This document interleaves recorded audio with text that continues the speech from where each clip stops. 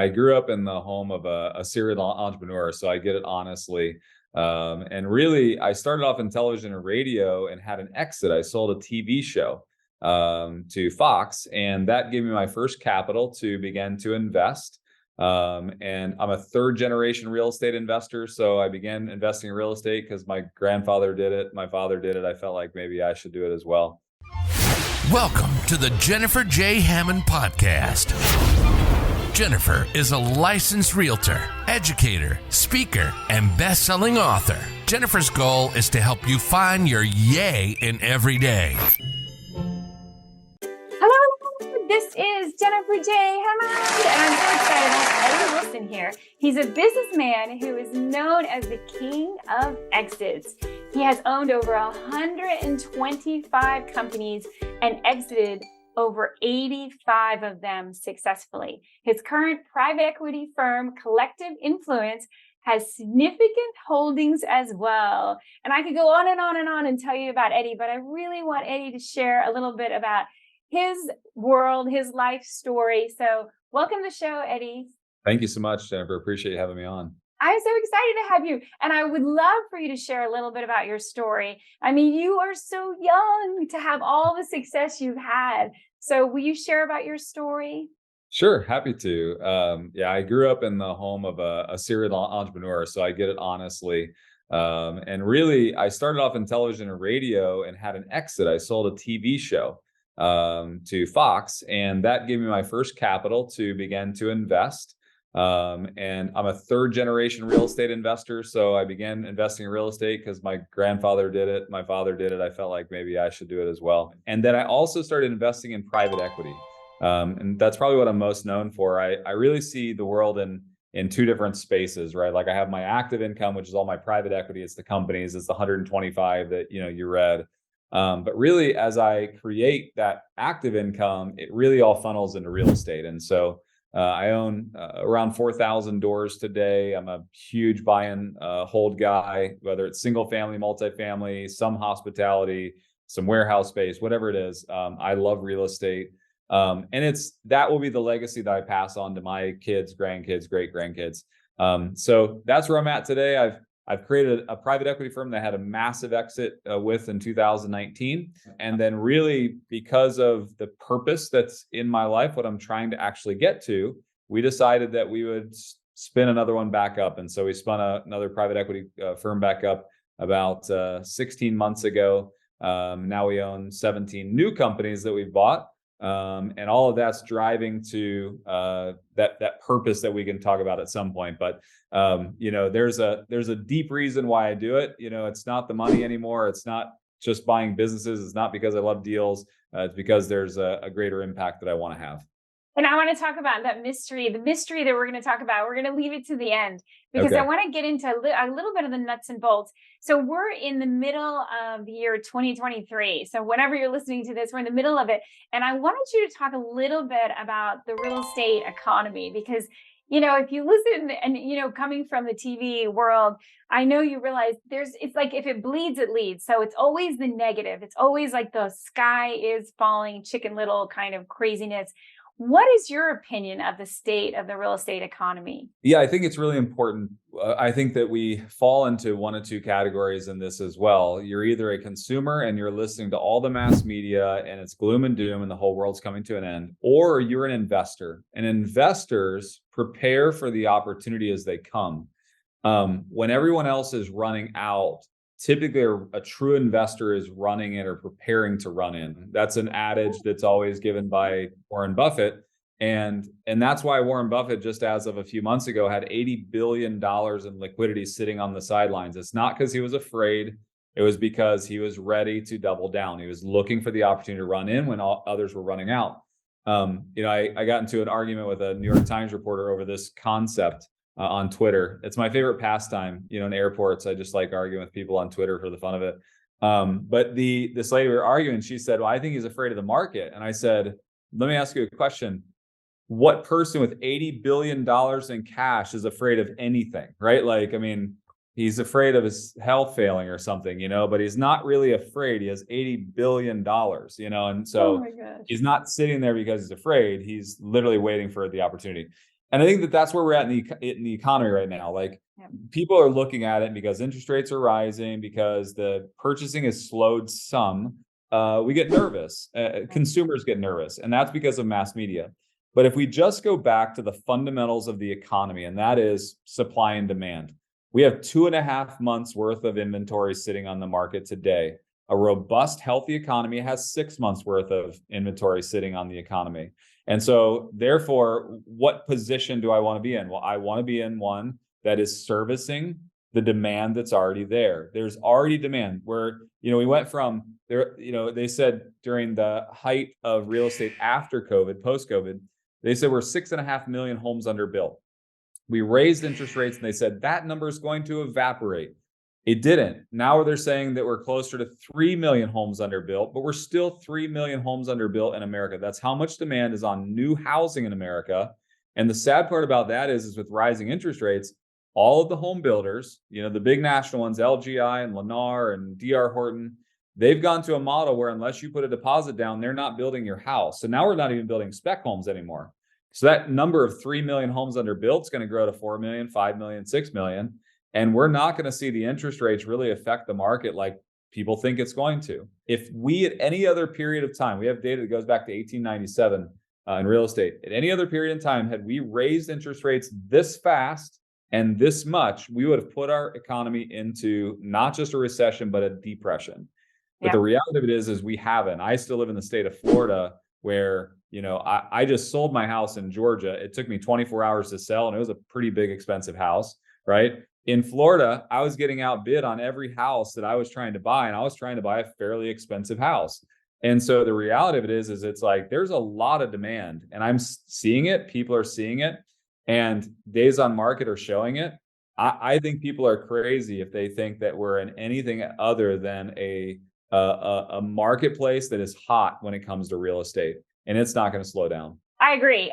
It's so hot, and even in Washington D.C., I go back and forth to Washington D.C. I'm actually in Florida as well, and I go back and forth to D.C. And right now I'm working with some clients who are in I want to say a multi-million-dollar, and we have lost and lost and lost to the point where it's very frustrating. But again, the inventory is low, and good quality product in the upper brackets is low, but the story still is, that the market is terrible. And I'm like, wow, who do they talk to? Like, right. It's crazy. It's because the appraisers say our appraisals are cut in half. It's like, well, that's because, there's a lot of reasons for that. It's because the showings are cut in half. The reality of it is we're still seeing the inventory that's on the market is still moving, right? Like we've seen less people selling, there's less inventory on the market, but it's still moving. And that shows a robust economy. And we know that our economy as Americans is completely derived and tied to the housing market. The housing market is everything in America. And so I have a really hard time. And I think that always, like if you follow all the economic cycles, the K waves, the conjunctive wave, it's like the reality of it is we know that every 7 to 10 year period in American history since 1897 has yielded a certain curve. And we had this really weird anomaly that happened in COVID. But what happened is a resetting. And so now I believe that we're in about year 2 or 3 in the cycle. And I still think that we have 2 years to 3 years worth of growth if we're following a natural curve. And I think that, our government and everyone else has done everything they can to deter that. But it's undaunted. We're still growing. There's still opportunity here. And the thing is we don't need to be afraid of, right? Like we need to, as investors, look for our opportunity to run in and capitalize on the opportunity that's right in front of us. I agree with you. So let's do specifics. So what would you say are some of the hot markets right now in the United States for real estate? Yeah, obviously you got the smile states that everyone talks about, but you're still seeing massive flight from certain states. And even though everyone thought that was just a COVID arrangement, right? Like people wanted to move out of the state, they wanted to work remotely, and they said that's going to slow down. Last month in the state of Florida, it was one of the record highs for people moving out of Northeast states into the state of Florida. Texas is still seeing massive flight from California. Yeah. Arizona is still seeing a lot of input. Tennessee is seeing a ton of new traffic. And so to me, I think the hot markets are the ones where you're seeing flight, mainly because they're coming from markets where the values of real estate were inflated and the values of the homes in the states they're fleeing to or running to are fairly reasonable. I live in the Jacksonville, Florida market. It's still extremely reasonable. And so when people come from New York City and they just sold their house for $5 million, they are amazed at what they can buy in Jacksonville, Florida on the water for $5 million, And so they're still spending quite a bit of the money that they've made. And so these hot markets that are being driven by that are the flight states. Yes, there's still a lot of investing states, a lot of buy and hold states, a lot of steady, strong, true job market specific states. But you still, as a real estate investor, need to capitalize on where all of the movement's happening. And then to that exact point, what types of real estate investing are better in this kind of economic, let's say, atmosphere? Yeah, so I love multifamily. Multifamily is really, really strong right now. The reason multifamily is really strong is because when you can't find single family inventory, they're just naturally going to go to multifamily. So if someone needs a place to stay and they can't find a house, they're going to go to an apartment.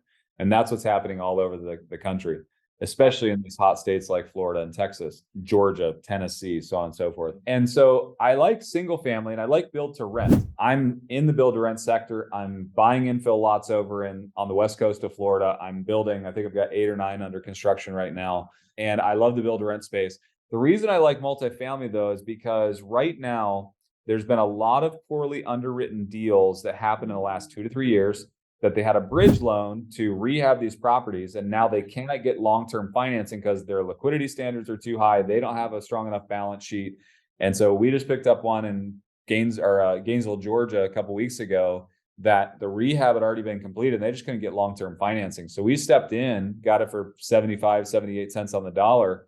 And we only have a 2 to 3 year horizon on when we get to capitalize on our investment, which typically it's 5 to 7 years. Yeah. And so I love multifamily. Also, even though they decreased our depreciation opportunities in multifamily, we're still at 80% this year. So whatever I'm buying, if I can force depreciate that through cost segregation, I still get an 80% savings on my non-W2 income. And so that's huge for someone like me that has lots of businesses. And so I love multifamily. Yep, I would have to totally agree with you. And I think it's the place to be right now because a lot of people who are listening to the talking heads on mainstream media and are, as you said, consumers, they'll just go to renting. And unfortunately, I've seen the rents I've seen them go up almost double in the Tampa, Clearwater, St. Pete area. In the last year and a half, I was like, what in the world is happening? But it's because, again, they're so afraid there's no chance that they could actually buy anything. So they're going to rent. And that's in all different price ranges. That's just not first time home buyers. Yeah. So the scared money that's out there, the consumer that's out there, that's afraid, maybe they moved from California, New York, they're afraid. And they come here, they rent. And it's crazy. Yes, a lot of them are buying, but a lot of them are renting. Yep. And they're paying crazy rent rates here. The house next door to us just rented for $27,000 per month. And you're like, who pays $27,000 a month for rent? I thought we live in a very nice neighborhood on the coast. And I thought, wow, I saw a for rent sign. You don't see a for rent sign go up in our neighborhood. And it's and I look it up and it's $27,000 a month. And 2 days later, there's a family moving into it. I'm like, what in the world? You can buy a lot of house for $27,000. Yeah. That's a $5 million house, right? A payment on a $5 million house. So anyways, it's wild. So, and I agree. I think people who are scared, they're just making, what I want to say, poor decisions. But so here's my last real estate question, and then I want to move to your passion. So in your opinion, so there's this consolidation and concentration of power in the banking industry, specifically for the commercial real estate investors. Do you think that that's going to impact people wanting to use more private equity, or do you think it's going to destroy commercial real estate investors being able to get more properties? The consolidation is happening, but here's the caveat that most people. So one of the other businesses that I own is called the American Association of Private Lenders, the AAPL. It's the largest aggregation of private capital in the world. There's hundreds, thousands of lenders over there that are trying to become the bank. And so Wall Street has entered that space with a vengeance. Whatever void is created by the consolidation of our banking system in commercial will be absorbed by private capital. There's so much institutional capital there. Think of it this way. People that don't understand what I'm saying, institutional capital is coming from Wall Street. So what's happening is like you've got hedge funds and big groups that are taking pension dollars, right? So pension funds. These pension funds need to earn 3 or 4 or 5%. What they'll do is they'll look at an asset. They'll look at some sort of an asset class that's tried, true, it's proven, it's stable, and they'll deploy that money with either debt, typically more debt structures than equity structures. They'll deploy that, and essentially what they're doing is they're offsetting the void that's creating by our banking system. It happened during 2008 through 2010. Dodd-Frank, everyone is frustrated over like all the Dodd-Frank laws, like the restrictions that were written. It provided the greatest opportunity for private lending. Hard money lenders, there's really no such thing as hard money lenders anymore. They're actually easy money lenders. But hard money lenders back in the day, there were 10 times the amount of hard money lenders that came out when all those regulations prevented banks from being able to lend. The same thing is going to happen as this consolidates. More private capital is just going to flush in because Wall Street can't get yield in the stock market. They can't get yield in the stocks, bonds, mutual funds, commodities. They're not getting the yield that they need. They'll find a way to the assets that yield, and real estate is tried and it's proven. And because it's commercial, there are not regulations for them are restricting them from lending in that space. They'll pick up the void as fast as that is available. I think I agree with you 100%. And I think it creates more opportunities for us, which again, is one of the reasons I wanted to ask you that question, is because the doom and gloom of the way the headlines read, it's just, again, you don't know. It's amazing how people just need to dig and understand it. So you're not thinking fear. Right. Absolutely. It's that consumer versus investor mindset. Yep. Consumer versus investor. So now I want to talk about your passion.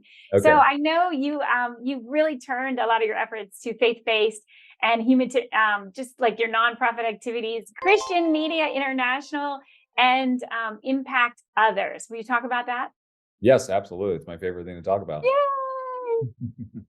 So let me just kind of outline. Just go. Just tell me, how'd you get involved? Why did you decide?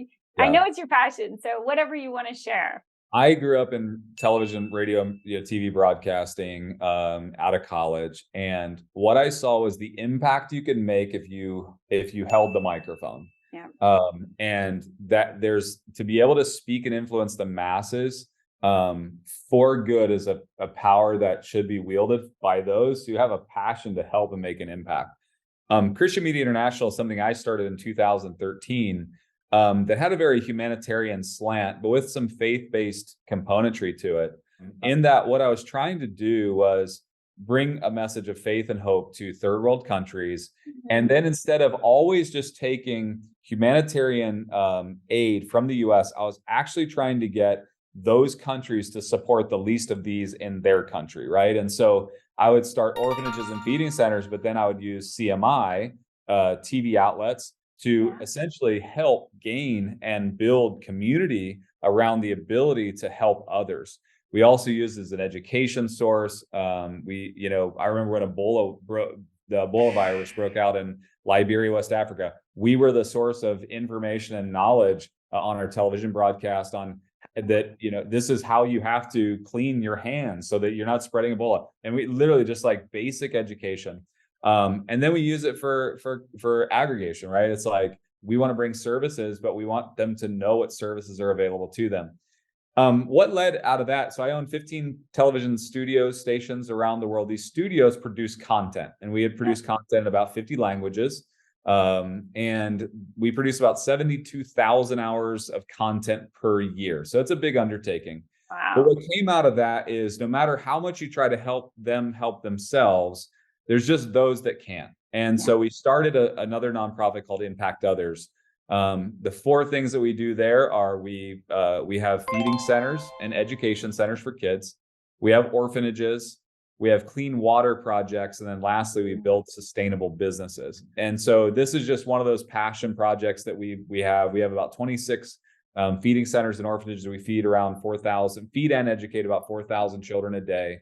And then this year, I think we're at 11 wells we've dug in communities that just have never experienced clean drinking water. We're heavy in Ghana, West Africa right now, southern India, northern Pakistan, parts of Egypt. And for us, it's very it's unbelievable to go to an area that these people have lived in these villages for thousands of years, and they literally still boil their water. They walk miles to get clean water, and most of them just don't have access to it. And to dig a well for $3 or $4 or $10,000 and watch the excitement as they have clean water in their village for the first time in history is unbelievable. And so we do a lot of that.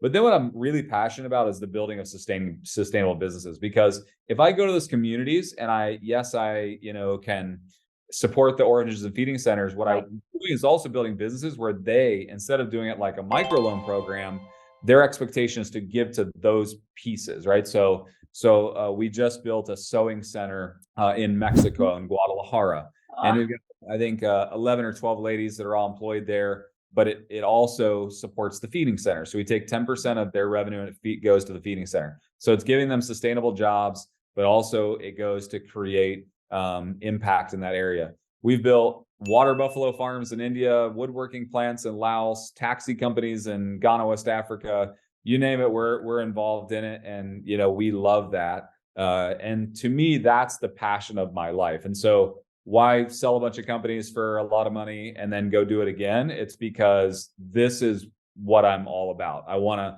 build these businesses that kick off revenue. Yes, I want legacy for my family, but my family's taken care of. Yeah. Now it's about making sure that people around the world, that we're impacting them for good. And I love that. I think that, the old saying of you can give a man a fish, or you can teach a man to fish.